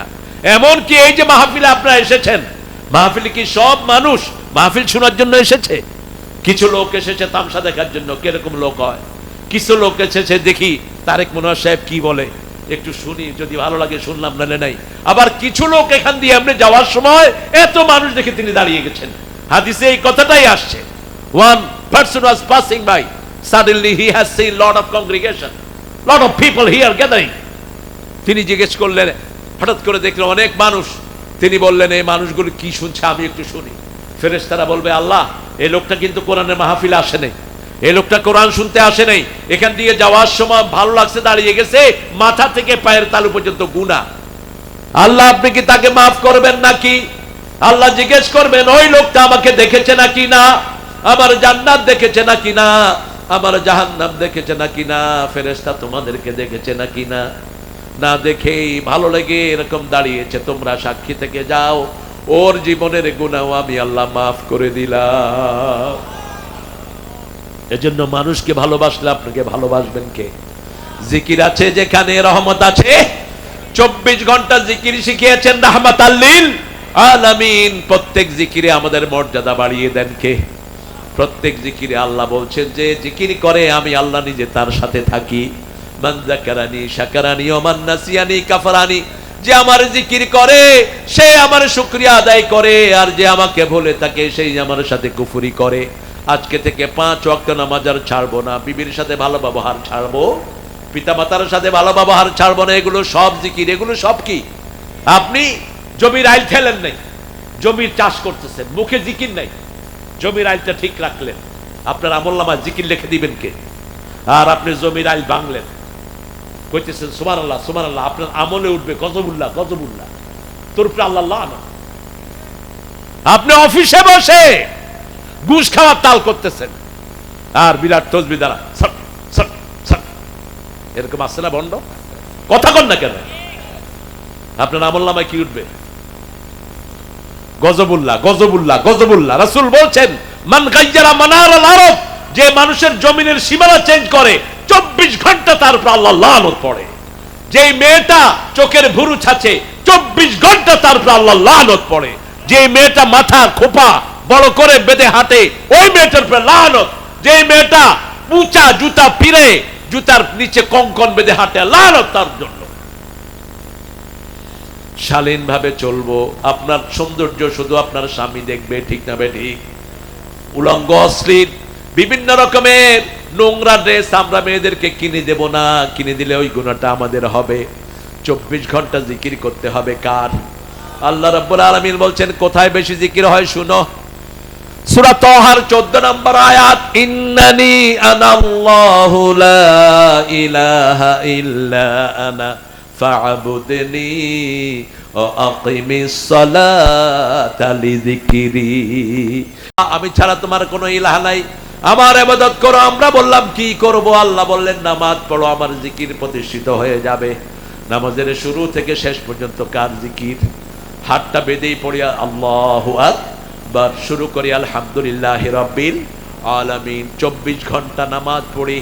নামাজ হলো, আমরা যদি এই যে এশার নামাজ পড়লাম, রাসূল বলছেন যারা এশা জামাতে পড়ে যখন শুইবে রাতের অর্ধেক পর্যন্ত, ওই দাঁড়িয়ে নামাজ পড়ার সওয়াব তার আমলনামায় লেখা হয়ে যাবে। ফজর যখন আবার জামাতে পড়বে সারা রাত তার আমলনামায় নামাজ লিখে দিবেন কে? আবার ফজর পড়ছেন, জোহরে যখন নামাজ যাবেন ফজর থেকে জোহর পর্যন্ত নামাজ লিখে দিবেন কে? 24 ঘন্টা আমাদের নামাজের ভিতরে শামিল হয়ে যায়। আর নামাজে সবচেয়ে বেশি স্মরণ করি কাকে? রাসূল দৈনিক 53 রাকাত নফল শুধু পড়তেন। কত রাকাত? 53। আপনি কয় রাকাত পড়েন? রমজানে 20 রাকাত না 8 রাকাত? এটা নিয়ে ঠেলাঠেলি। এক গ্রুপে কয় 8 টাকাতে বেশি পড়তেই পারবি না, আরেক গ্রুপে কয় আমি 20 টাকা পড়বো, তোমার সমস্যা কি? রাসূল নরমালি 53 রাকাত পড়তেন। হিসাব নেন, তাহাজ্জুদ 8 টাকা তোনার উপর ফরজ ছিল, তাহাজ্জুদ 8, বিতের পড়তেন 3 রাকাত। বিতের কখনো কখনো 5 রাকাত, 7 রাকাত, 9 রাকাত, 11 রাকাত পর্যন্ত বিতের পড়তেন। কিন্তু আমরা ধরলাম 3 রাকাত। 8 আর 3 কত? কথা কন না কেন? 12 রাকাত সুন্নত আমরা পড়ি। ফজরে 2 রাকাত, জোহরে 6 রাকাত, মাগরিবে 2 রাকাত, এশায় 2 রাকাত। রাসূল বলছেন এই 12 রাকাত সুন্নত যে পড়বে সে আমার সাথে জান্নাতি হয়ে যাবে। এরপরে রাসূল বলছেন আসরের 4 রাকাত সুন্নত যে পড়বে তাকে কখনো জাহান্নাম স্পর্শ করবে না। তার মানে রাসূল পড়তেন 16 রাকাত, 11 আর 16 কত? 27। ইশাকের নামাজ পড়তেন 4 রাকাত, সালাতুদ দুহা পড়তেন 4 রাকাত, 27 আর 8 কত? আরে কথা কয় না, 35। এরপরে সালাতুল আওয়াবিন পড়তেন 6 রাকাত, কত রাকাত হলো? সালাতুল হাজাত পড়তেন 4 রাকাত, সালাতুল ইস্তিখারা পড়তেন 4 রাকাত, তাহিয়াতুল ওযু পড়তেন 2 রাকাত, তাহিয়াতুল ওযু মসজিদ পড়তেন 2 রাকাত, কত? এই 53 ধরেন। এরপরে হলো বৃষ্টির নামাজ, এরপরে হলো সূর্যগ্রহণের নামাজ। এরপরে যখনই খারাপ লাগতো তখন কোথায় দাঁড়াতেন? নামাজে দাঁড়াতেন। আর আমরাও স্থির হয়ে যাই। এই 53 রাকাত রেগুলার পড়ার পরে ফরজ পড়তেন 17 রাকাত, ফজরের 2 রাকাত, জোহরের 4 রাকাত, কয় রাকাত হলো? আসরের 4 রাকাত, কত হলো? 10। মাগরিবের 3 রাকাত, এশার 4 রাকাত, কত হলো? 17 রাকাত। কারণ সালাত আছে যেখানে ভালোবাসা সেখানে একটা দোয়া আল্লাহ শিখিয়েছেন, সূরা ফুরকানের 74 নম্বর আয়াত, তোমরা তোমার বিবির জন্য দোয়া করো।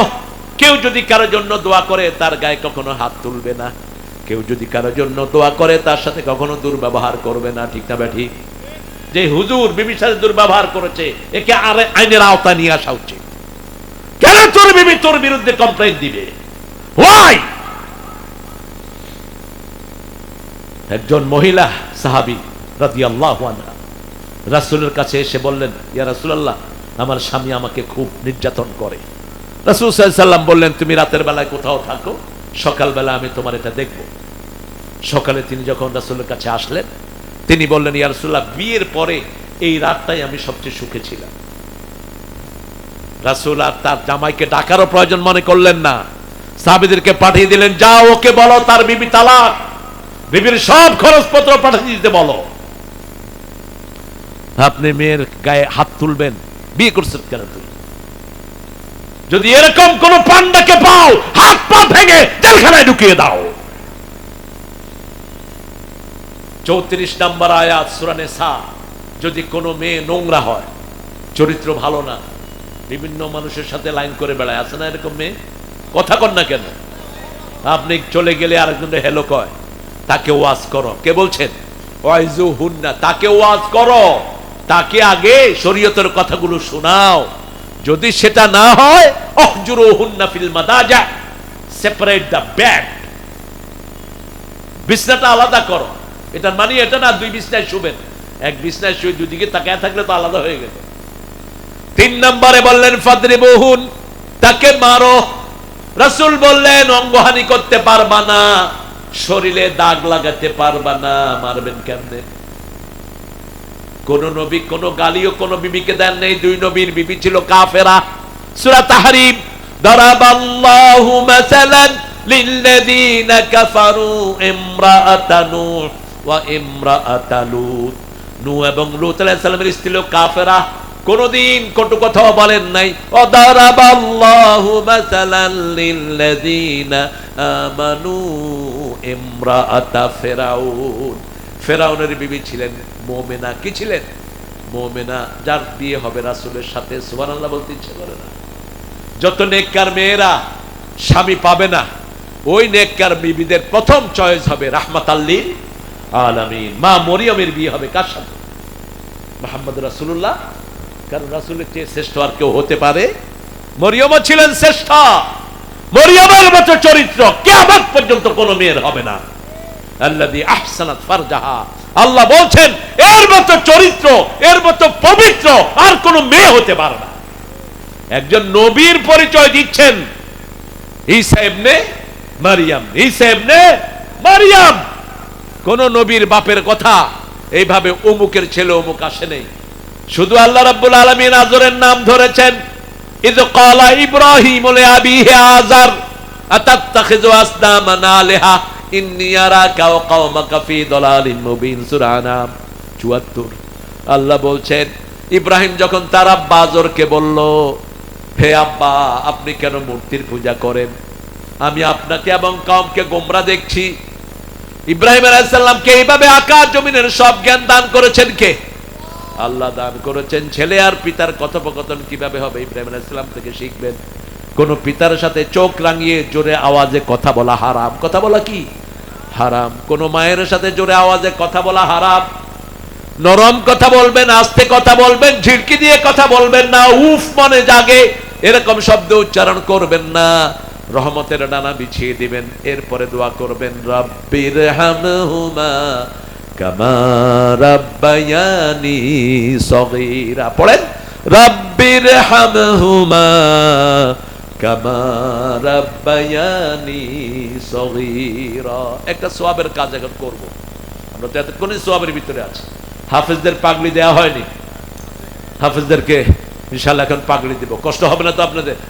একটু পড়েন, সুবহানাকা আল্লাহুম্মা ওয়া বিহামদিক আশহাদু আন লা ইলাহা ইল্লা আনতা আস্তাগফিরুকা ওয়া আতুবু ইলাইক।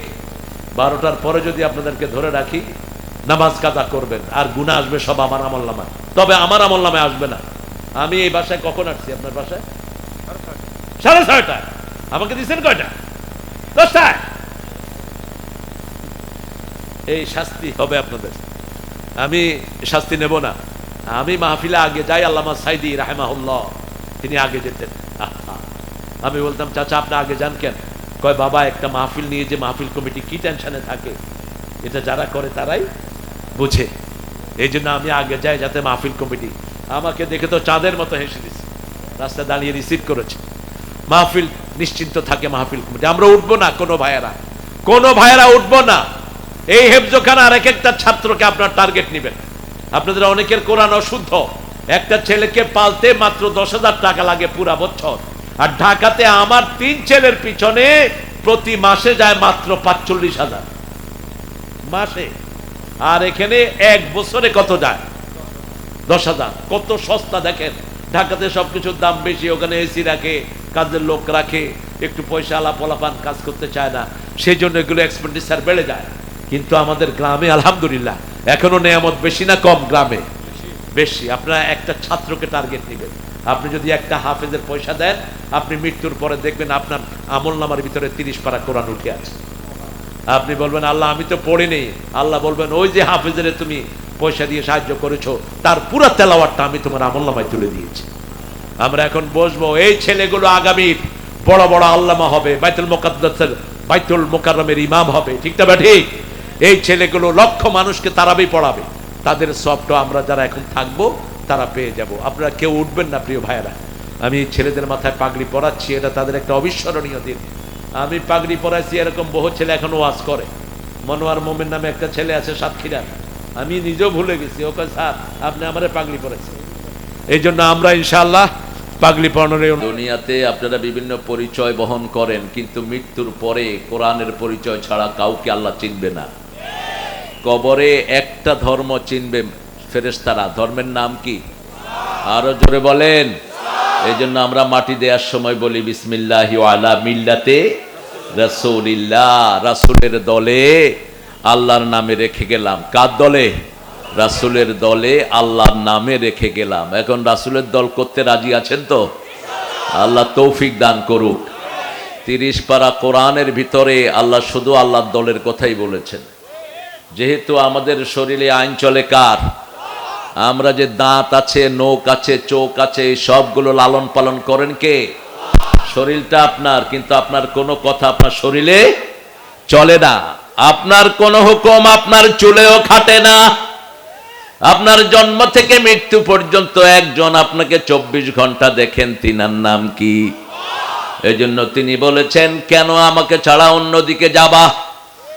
সূরা আল ইমরান 83 নম্বর আয়াতে আল্লাহ বলছেন, আফাগাইরা দীনিল্লাহি ইয়াবগুন ওয়া লাহু আসলামা মা ফিস সামাওয়াতি ওয়াল আরদ তাওআন ওয়া কারহান ওয়া ইলাইহি ইউরজাউন।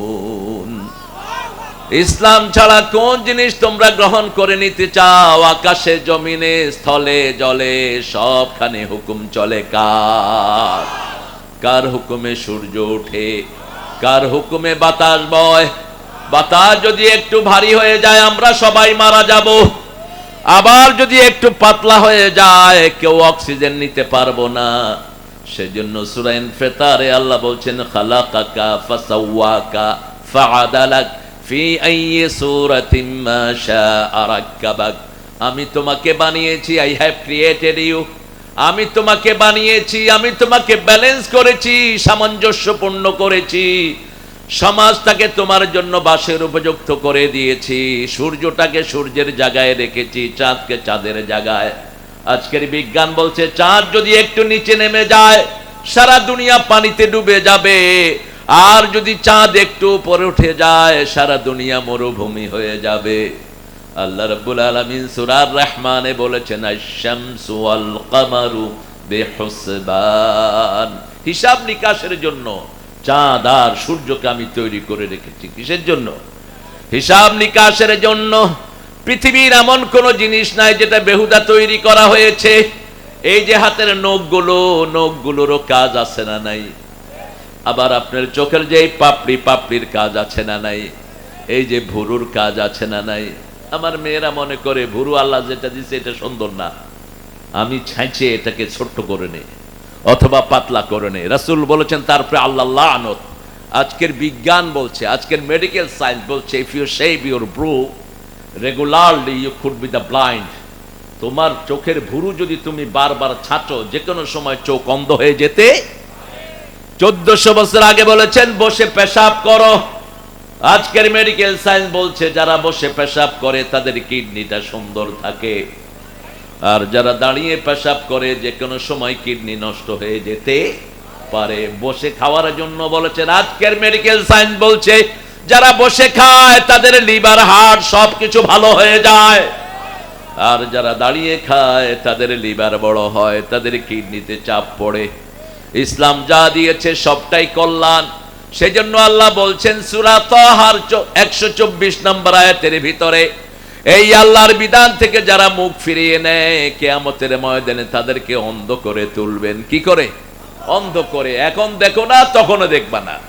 ওমান আ'রাদা আন যিকরি ফাইন্না লাহু মাঈশাতান দনকা ওয়া নাহশুরুহুম ইয়াওমাল কিয়ামাতি আ'মা। আল্লাহ রাব্বুল আলামিন বলছেন যে আমার জিকির থেকে মুখ ফিরায়। মুখ ফিরানো মানে কি? আপনি জিকির করলেন না। এখন জিকিরের ব্যাখ্যা আমরা কোরআন থেকে নিব। রাজি আছি তো?